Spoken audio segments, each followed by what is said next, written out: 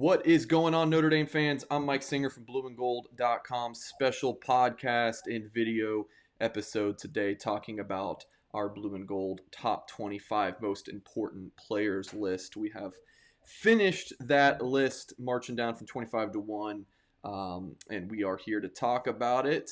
With us today is Tyler Horka's debut on our podcast channel. He did make a quick YouTube debut talking about his ranking of Drew Pine, which I'm sure we will discuss. But Tyler, introduce yourself to Notre Dame fans. Yeah, what's up, guys? How's it going? It's good to be with you, Mike and Patrick. Everyone's read my written word for a little bit now, but, multimedia is the way to go these days. So just to be able to talk about Notre Dame and the top 25 especially is something that Patrick and I put a lot of work into over the last month. So excited to be able to chat about it with you guys, and really looking forward to doing these things going forward too. At the end of this week, I will be in South Bend, and I will be there going forward for the foreseeable future and really the long-term future too. I'm really locked in on Notre Dame athletics. I'm excited to write about Notre Dame, chat about Notre Dame, and kind of do all things blue and gold. Yeah, absolutely, Tyler. We're certainly happy to have you, Patrick.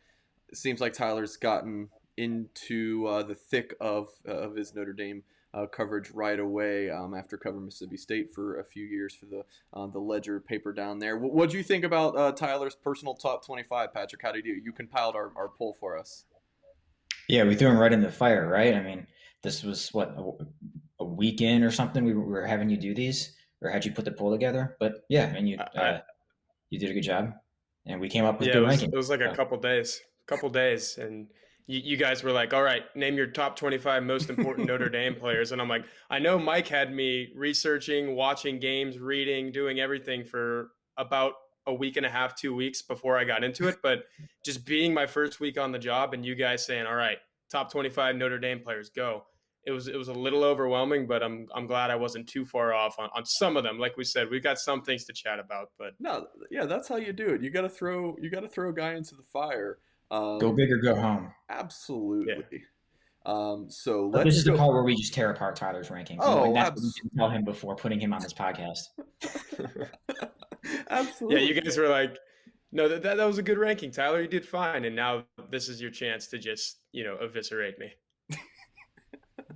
Well, let's get into it. Why don't we? We're gonna get into. We're just gonna run through the top 25 real quick. I'll read through them for podcast audience. Of course, if you are listening on podcast, please hit that's YouTube. If you're watching us on YouTube, hit the thumbs up, subscribe to our channel for more content. And if you're listening to us via podcast, we love you guys. Just make sure you are subscribed wherever you get your podcasts, and leave a 5-star review and say some nice words about us. We always appreciate compliments. So top 25, Jonathan Dwower checked in at number 25 kicker for the Irish, returning for that extra COVID year of eligibility. Maris Lufau, linebacker, 24. Number 23, Drew Pine, backup quarterback, made the list largely due to Tyler Horka ranking him number 8. I'm sure we'll touch on that. Braden Lindsey, speedster, receiver, number 22, Jason Adamalola, defensive lineman, at number 21. And then 20 to 18, Chris Tyree at 20. Avery Davis, receiver, 19. And Josh Lugg, 18. Continue on. Bear with us. We got to get through this. Number 17, Houston Griffith. Number 16, Cam Hart. 15, Zeke Correll. 14, how about this? A true freshman offensive lineman, Blake Fisher. Number 13, Kurt Heinisch. Another guy using that extra COVID year of eligibility. Number 12, Jack Kaiser. Number 11, linebacker, Drew White. Now into the top 10, Myron Tongavaloa Amosa, number 10. Receiver, Kevin Austin, number 9. We had some people on our blueandgold.com message board that thought Austin should be the number 1 most important player. So I'm sure we'll touch on him. Clarence Lewis, number 8, cornerback, sophomore. Kane Madden, the Marshall graduate transfer offensive lineman, number 7. Isaiah Foskey, defensive end, number 6. Number 5, Jarrett Patterson, the offensive lineman. And then the top 4, Kyren Williams, running back at number 4. Quarterback, Jack Coan at number 3. We will definitely talk about Jack Coan's ranking. Number 2, Michael Mayer, tight end. And number 1 is Kyle Hamilton. So a quick word about these rankings and what they were. It was not a most talented list. It was most important player. So I'm going to read what our guys introed into each article at blueandgold.com. It's not necessarily about who is the best player or the top pro prospect. It's more along the lines of individuals that need to either emerge, remain a centerpiece, or significantly elevate their production to help the Irish reach the goal of winning a national championship. So if you subtracted the individual from the roster, how much of a setback it would be if this less proven player emerges, how big of an impact is that, so on and so forth. So we'll go to Tyler for your opening take. This was your first time doing a top 25. I think this was our second year doing it. Last year we did it. Of course, we had a little bit more staff for doing it last year. Of course, Lou Samoji, the late great senior editor. So this year I think there's 5 of us doing it. But anyways, Tyler, just tell us about your kind of initial thoughts about the top 25. I think the thing that stood out to me the most is everybody is talking about Notre Dame's offensive line going into this year and how there's not nearly as many returning starters as Notre Dame had last year. I think the total starts that they're bringing back minus Kane Madden was somewhere around 30. Last year, we all know it was over 100. But still, 4 of Notre Dame's 5 projected starters are in the top 15 of this list.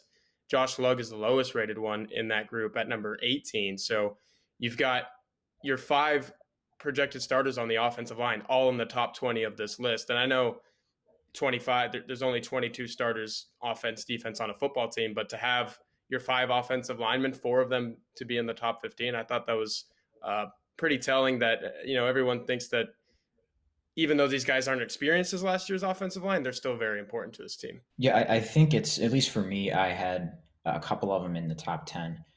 Jarrett Patterson at 6 being the most experienced and probably the best player, and Blake Fisher at 9 being a freshman. All right, what are you going to get out of him?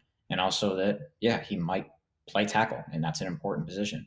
And no matter what, whether it's a really, really good returning offensive line that you can bank on being a Joe Moore finalist like last year, or one that has 4 new starters and not as much experience, it's an important part of the game and part of moving the ball, especially when you have 2 really good running backs who, if you're ranking Notre Dame's top 5 skill players, are probably both in there, in an offense that wants to run the ball and use them. And they might be protecting for a QB in Jack Coan, who is best when he throws from the pocket and has a pocket to operate in. So yeah, it's just as important, even though, yeah, you're not looking at it right now and then saying, yes, there's going to be 3 All-Americans and 3 top 100 draft picks from this line next spring. Yeah, you mentioned Josh Lugg. That was an interesting one. I had him personally at number 7. Patrick at 18. Horka not ranked in terms of Josh Lugg.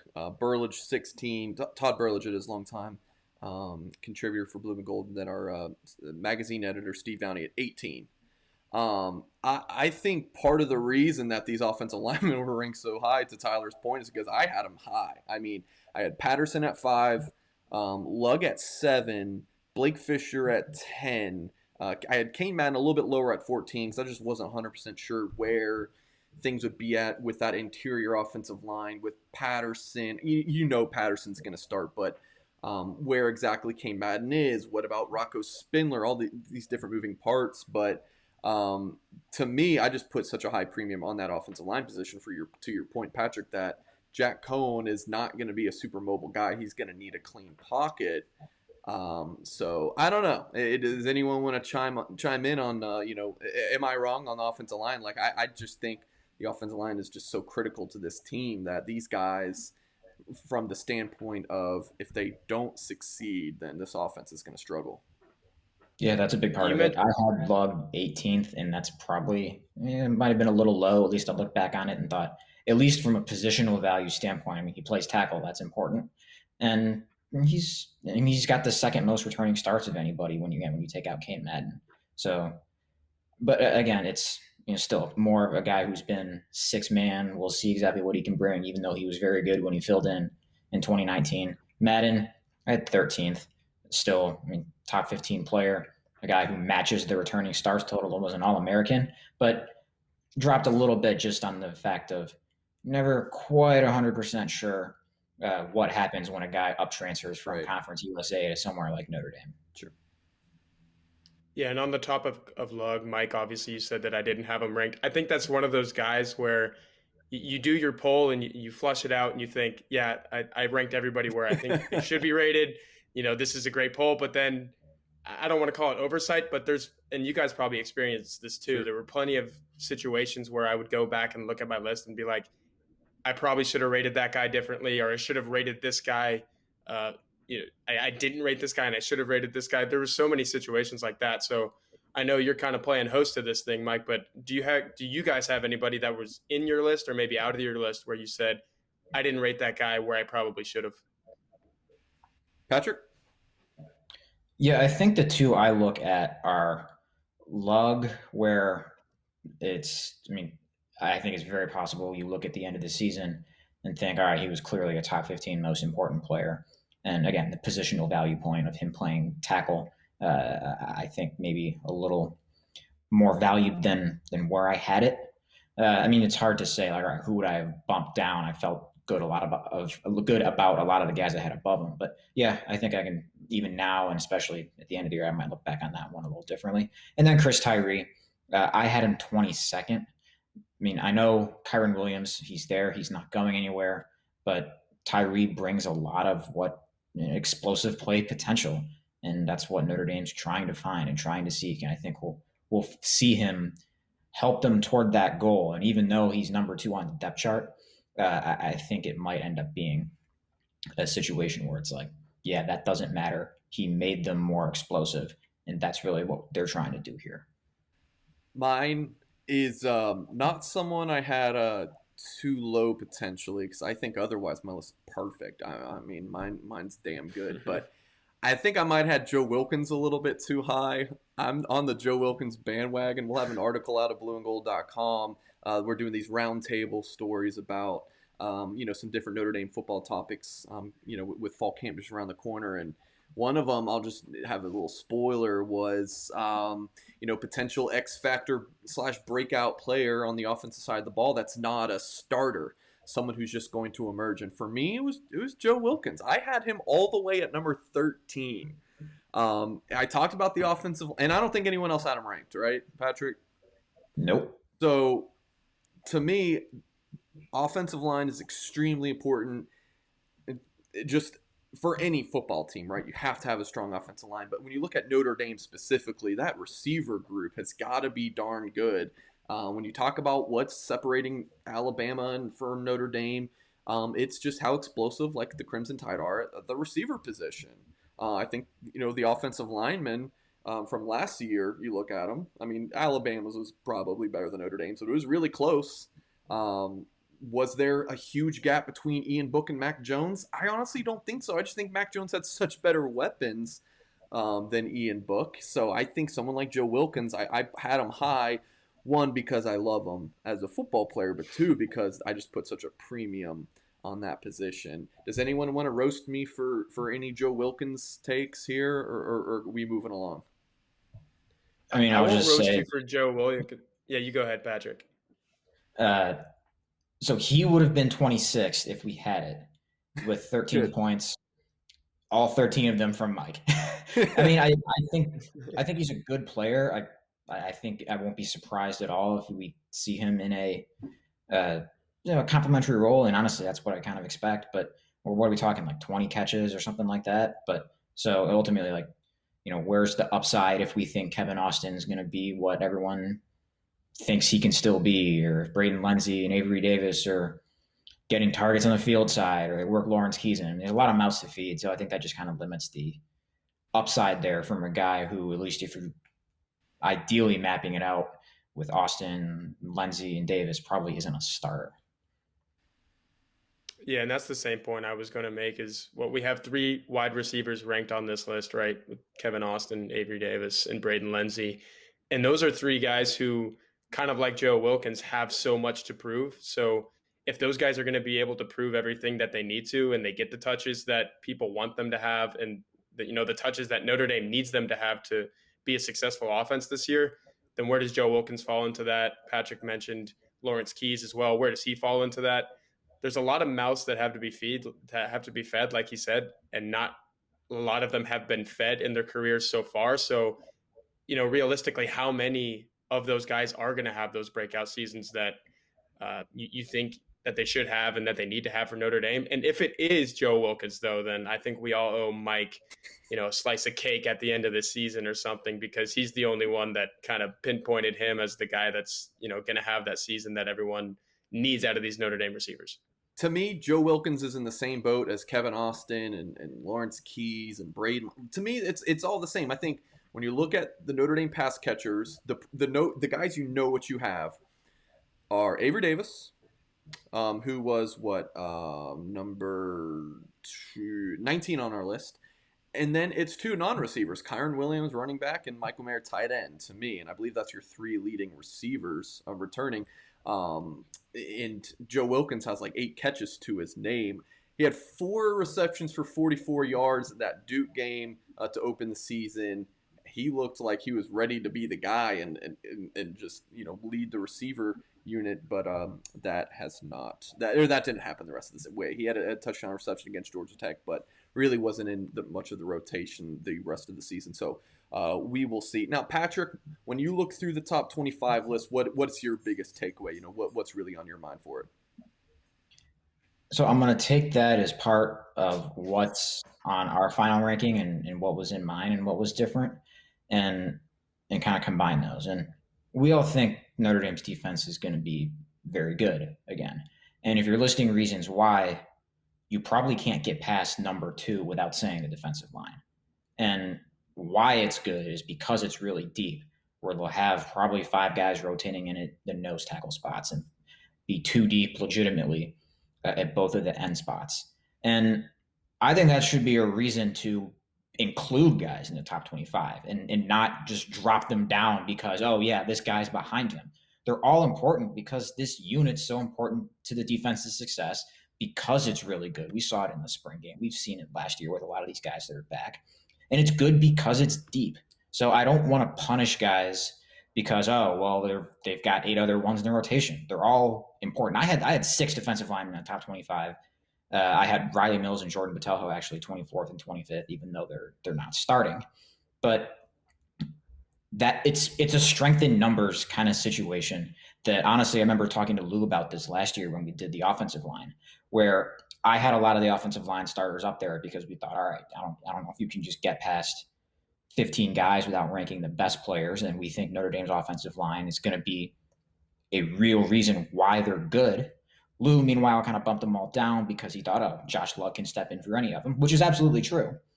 But the reason when we saw this play out, Notre Dame was really good because of those 5 guys.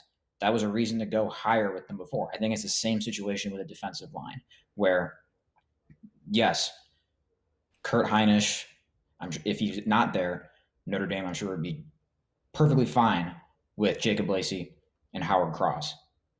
But Heinisch makes that group better just as any one of those other starters, and I think we'll end up seeing a couple of those reserves do. I had all 4 in my top 17. Like I said, 6 in total. I had Isaiah Foskey 6th, Myron Tagovailoa Amosa 10th, Kurt Heinisch 13th, and Jason Ademilola 15th. I had Heinisch 17th, Ademilola 15th, MTA and Foskey in my top 10. Their final rankings: Foskey 6th, MTA 10th, Heinisch 13th, Ademilola 21st. So, yeah, I don't know. I look at the depth as a reason to include everybody and put them there, and not as something of, take out one guy and it doesn't matter. No, this unit's good because it's deep. I went the opposite route. I did. I really did. I had, and let's pull up the rankings here. The defensive lineman, Jason Ademilola, number 21. I had him at 25, just to, kind of give my own rankings here. Was that the only lineman 25 through 18? Let's see. Yes, it was. And then looking through, guys 17th through 11th, Kurt Heinisch was all the way at number 13th. I had him at 21. So I really did kind of take the opposite route. Isaiah Foskey was number 6. You had him personally at number 6, Patrick. I had him at 12. Like that. I mean, that's how I looked at it. It was most important. I mean, it has nothing to do with their talent because we're looking at pure talent perspective. I'd probably have Isaiah Foskey in my top 4 or 5. Um, but I mean, it's not like a reward or not reward situation. It's just an arbitrary list we're kind of throwing together. I don't feel like I'm slighting anybody by not having them in there. So I see where you're saying, Patrick. I went the opposite way. What about you, Tyler? Now, just kind of looking at it right now, I went kind of along the same lines as Patrick. I think I Damn. had Isaiah Foskey at 7. What did we say? He was 6. Yeah. I had Kurt Hinish a little lower as well. He came in at 13, but on my ballot, he was 16. But Myron Tagovailoa-Amosa I had at 13. Do we know what number he was overall? I think it was 10. Yeah, he's 10th. Yeah. So, yeah, I mean, I kind of paralleled what Patrick did there. And like you said, Mike, it's no, slight to these guys to rank them how you did, but I think they're that talented on top of who is playing behind them in those backup roles. Sure, if Kurt Hinish wasn't clogging up the middle, there's plenty of guys who could do it. Maybe as well as he could, maybe even better. We don't know, but we do know what Kurt Hinish can do, and for 4 or 5 years in a Notre Dame uniform, he's done it really well. So that's we true. we think he's going to do it again in 2021. So that kind of gave him that fringe top 15 ranking for me. And the other guys on that defensive line, regardless of who's playing behind them, like I said, they're all really good players and they deserve the rankings that I think Patrick and I gave them. Now, yeah, I'll add a couple of things on there where even though, yes, it's very deep, those 4 starters are still going to play a lot of snaps. Like they're here, they're in starting roles, and it's important that they're good in those snaps. And I think we've all seen last year that in a case like Hinish, he is, or the Foskey, he has the ability to be, or the Ademilola you think he can be once you put him in that starting role. And it's just like the offensive line last year. Yes, you think Josh Love can be a good replacement, but Liam Eichenberg and Robert Hainsey are going to play a lot of snaps, so they have to be good. And it's an important position. And like we said, defensive line's an important spot because it's probably one of the two biggest reasons we think Notre Dame's defense is going to be good. And I'll say Mike ranking Kurt Hinish 24th is disrespectful. Disrespectful to Kurt Hinish, disrespectful to Donovan Hinish, disrespectful to the city of Pittsburgh, to Pittsburgh Central Catholic High School, and to Primanti Brothers Sandwiches. Disrespect to Eye Black as well. Very disrespectful to Eye Black. Moving on, disrespect. I mean, all right. 21st. I'll take the heat. There's no 21st more important players or better players than Kurt Hinish. I say there is. What are you gonna say? Moving along, I want to break down specifically the top 10, and we'll go to Patrick since he's already in his feelings. Is there anyone, as we look in the top 10, MTA 10, Austin 9, Clarence Lewis 8, Kane Madden 7, Isaiah Foskey 5. Excuse me, Isaiah Foskey's at 6, Jared Patterson 5, and then into 4 through 1, Kyren Williams, Jack Coan, Michael Mayer, Kyle Hamilton in orders from 4 through 1. Is there anyone or anything on this list that you really feel strongly about one way or the other that you want to talk about? So I look at in there and think Kevin Austin is probably the most interesting or most difficult case when you're trying to rank him. We had him 9th. I had him 7th. I had Jarrett Patterson at 6th ahead of him. I think I went back and forth between those two. And him emerging is critical for the offense because you hear the way guys and coaches and players talk about him. You hear about, what he's been able to do in practice and what he looked like that game when he was supposed to come back for Pitt before he rebroke his foot. Like all of the tools here of a guy who helps you be more explosive and be a go-to receiver like we talked about Notre Dame needs. So if you're picking 5 guys to say like, I'm going to lock in an impact season from this guy, he's absolutely one. So you might think, okay, well, he should be in the top 5. No, I had him 7th because this is still a little bit of a hard line to draw in that no one exemplifies the criteria where if he hits, it's a big difference more than Kevin Austin because he's a senior with 2 games played in 2 years and 6 career catches. At the same time of, okay, you want him to have an impact season or need him to have an impact season, it's hard to put that guy in a top 5. And if you look in everyone's top 5 and the final top 5, it's guys who are bankable assets because this isn't only a list of guys who must hit. most important can be guys who are, again, bankable assets who you just can't take away. And you can't say that about Kevin Austin. So I think he should have been higher than ninth. If I mean, just going on my ballot, I had him seventh, but top five, which I know we had some folks chime in and think he is, that's a hard sell because of what I just outlined, where you have to put him above sure things at other important positions. And I think eventually that's pretty hard to do. Yeah, so Engel had him ranked highest at 7. Myself and Todd Burrows at 8. Steve Downey at 10. Horka had him a little bit lower at 15, but still, we outlined the kind of like the outlier rankings as 8 spots or more, Patrick. Yeah. So there was only a couple of those, Heinisch being one of them, but nothing. Hork had him at 15, ended up at 9. I feel like top 10 for sure, in my opinion. But yeah, I think you can make an argument for even top 5. Tyler, anything that you felt strongly about with the top 10? Well, I feel strongly that I should have probably changed my Kane Madden ranking. I put him at number 3, and I think I was just kind of struck by all the experience that he's bringing to a Notre Dame offensive line that doesn't have much of that. So it might have been kind of recency bias, just saying, okay, yeah, this guy's played a lot of games, albeit at Marshall, but he's bringing something to the Notre Dame offensive line that the Notre Dame doesn't have a lot of. I probably would have moved him down had I given it a little bit more thought, which I should have. But I do think that Kevin Austin's the most interesting guy on that list as well.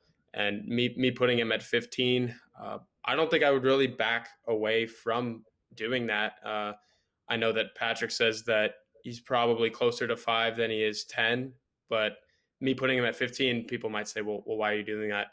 Patrick laid it out why I did that. We don't really know what this guy can do when he's never really fully healthy. And when he is fully healthy, he hasn't done much in terms of catching the ball, getting yards, getting touchdowns, and that's what you're supposed to do as a wide receiver. So maybe I should have put him in the top 10. Who knows? It might be one of those Joe Wilkins things where we're looking back, and if Joe Wilkins has a breakout season, then Mike, you look like the smartest guy on the earth. But if Kevin Austin has the same exact seasons that he's had for his entire career at Notre Dame, then maybe people are sitting here saying Tyler probably had him where he should have, and maybe people are saying, why did we rank this guy at all? Because he just did the same exact thing that he's done in a blue and gold uniform for his entire career. But on the flip side of that, I do get that if this guy has 50 catches and 700 yards and catches somewhere around 5 touchdowns, then we're saying, man, this is what Notre Dame has been missing for his entire career. So in the essence of the top 25 ranking, and saying that if this guy breaks out and is something that we haven't seen, then that's the importance to Notre Dame. I get that too. For me, it's just which side of the fence do you fall on? I mean, look, we talk about if you take the guy off the team, Kevin Austin's been non-existent for the past 2 years. So there's not much of a loss if Kevin Austin does not perform in terms of what you know about this Notre Dame receiver group, if that makes sense. My last point that I feel very strongly about is the ranking at number 1. So Kyle Hamilton checked in at number 1. Patrick Engel had him at 1. Horka, Singer, Burlage 2. Steve Downey 1. So obviously consensus top 2 guy. I felt very, very strongly that Jack Coan should be number 1. I had him there. Let me pull up our staff's rankings real quick. Burlage and You're not going to like where I had him. Horka We'll just 6, say that right off the bat. Yeah, Horka 6, Downey 7, Engel 2. And I know Patrick has gone back and forth on that. But so this is your time to talk about the quarterbacks, Tyler, because you had Jack Coan at 6 and Drew Pine at 8. And I know some of that was your PTSD of covering schools where the backup quarterback is so needed. And we've seen that plenty during the Brian Kelly era at Notre Dame where, a Tommy Rees comes in because he's needed. Ian Book steps in when he's needed. Tell us, about, Jack Coan and where you had him and Pine ranked at 6 and 8 respectively. I just really think that Drew Pine is going to have his shot this year. And that's not me taking a shot at Jack Coan saying that it's not going to work out for him at Notre Dame. That's just me speculating that that might be the case. And I know we talked about me covering those other schools where that's happened, but you can throw that, completely out. This is a Notre Dame situation. And this is a guy who's come in. He didn't play a single snap last year. I know he's had plenty of time to learn this Notre Dame offense, and I don't think that's going to be an issue. He's a smart kid. He knows what he's doing. It's not going to be an instance where Jack Coan comes in and it looks like he just doesn't have command of this offense. I just think that, it might be a situation where, for one reason or the other, and I'm not speculating on injuries or anything. I'm just saying if it does not work out, then Drew Pine, for all intents and purposes, it looks like, I know Brendan Clark is in the mix. I know Tyler Buckner's in the mix, but I know Patrick just wrote a really good article on Drew Pine and his, kind of his rise over the last year. He's not the same quarterback that he was going into 2020 as he is going into 2021. So, Notre Dame, for them to have the season that they want to have, Jack Coan's going to have to be great, and he's going to have to start all 12 games. And, maybe they win 10, 11, 12 of those games. But I've just seen it enough where that's not the case, especially for a graduate transfer coming in. So, and I guess that gets to the point of, okay, then why is Jack Coan 6 on my ballot and Drew Pine 8? I mean, that's almost back-to-back rankings, right? I think both of these guys are going to have equal importance on this season, whether that's Jack Coan starting 4 or 5 games, him just not looking the part, Notre Dame struggling a little bit offensively and turning to Drew Pine. At that point, Drew Pine has 6, 7, maybe 8 games to start, and maybe Drew Pine's a little bit even more important than Jack Coan at that point. So I think both of these guys are going to start games this season, and at that point, both of them are almost equally as important to the team. Now, Patrick, I'm interested in your take on this because I always love your takes. My thing with Jack Coan at number 1 is every single year we do this list, whoever the projected starting quarterback is, I'll just go ahead and tell you that's who I'm going to have at number 1 because the quarterback position is just, to me, it is the most important position. I had Hamilton at number 2 in large part because of just how darn talented he is. So if we're talking about overall football talent, and it's even comparing apples to oranges when you look at a safety versus a quarterback, but yes, Kyle Hamilton is the better football player, however you want to look at it, athleticism, draft stock, whatever it is. But to me, it's most important. I got Jack Coan at 1. When you look at Notre Dame's season last year, the best passing attack, arguably, and let's just say during the regular season, probably Sam Howell and UNC. Kyle Hamilton goes down, doesn't play in that second half, and they shut that offense down. So when you look at important, Kyle Hamilton came off the field for the entire second half. And that's not to diminish how talented he is. It's just a fact. He was not there, and they shut Sam Howell down. So you ranked Hamilton 1 and Coan 2. What's your rebuttal to my take there? So first, I have no issue with anyone puts Jack Coan number 1. Like, I went back and forth between it several times, like literally flipping them in a Word document between 1 and 2 and 1 and 2. And I had, in the end, Tyler's thinking, but just not weighed heavily as much to put him all the way down at 6. And that, look, again, if you want to put the projected starting quarterback at number 1 every single year, I got no problem with that. So, no, Mike, I'm not going to say you're disrespectful to Jack Coan, Sagerville, New York, to all former lacrosse players playing QB, and to the Wisconsin Badgers. No, not the case. But it's not this quarterback isn't the same thing in same situation every year in terms of certainty. Again, like Tyler said, and I did a story on this not long after Coan committed. In the last 6 off seasons, there have been, before Coan, so this is not including Coan, 19 QBs who started for a Power 5 school for at least a season, and then grad transferred to a Power 5 school for another season. Only 9 of them were unquestioned starters, like wire to wire, won the job and kept it, all of that. That's 50%. So even though I think Coan will start all the games, I think he will be good. I liked the addition. I know there's been some skepticism and question over what the ceiling is, and I get that. I'm not trying to say it's wrong, but I think he will prove to help Notre Dame. And if that's the case, he's the easy number 1 at the end of the year. But it's not the same certainty as what you had last year with Ian Book, who was everybody's number one a year ago, because you knew, all right, this guy's a third-year starter. His floor is very high, and the importance of it is hoping to see that ceiling push higher. And a little bit of that you say with Coan, but no, I don't think it's like you knew Book was starting. The only reason Book wasn't starting a game is if he got hurt. Can't say that with Coan. And why I chose Hamilton, I thought this was an instance where most talented and most important mesh. He's everywhere. He lined up everywhere. He impacted the game from everywhere. I think he'll be that similar kind of thing this year under Freeman. And even if Freeman puts him back at free safety the entire time, he'll be impactful there. He's not one of those projected top 10 draft picks who's like, okay, NFL projection player because of the traits, but he hasn't been productive. The opposite. He's been productive, an impactful star on defense that lost a star and needs another one, or Hamilton to be every bit of that once again, which I have no doubts that he will do. Again, no problems with Jack Coan being first.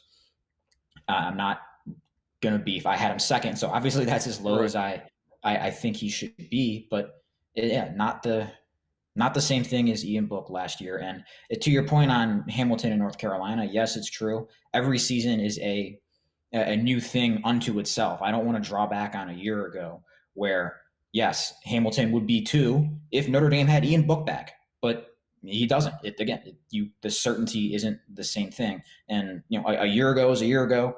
This season is this season. Quarterback isn't the same thing and same discussion around it as it was then. So that's ultimately why I put Hamilton there. A little bit of what Tyler kind of leaned into, but still ultimately I'm of the belief that Jack Coan will win the job and will keep the job. And again, not a slight on Drew Pine, as I wrote about him last week, but yeah, ultimately why I still had him second. Yeah, I love Drew Pine. I love me some Drew Pine.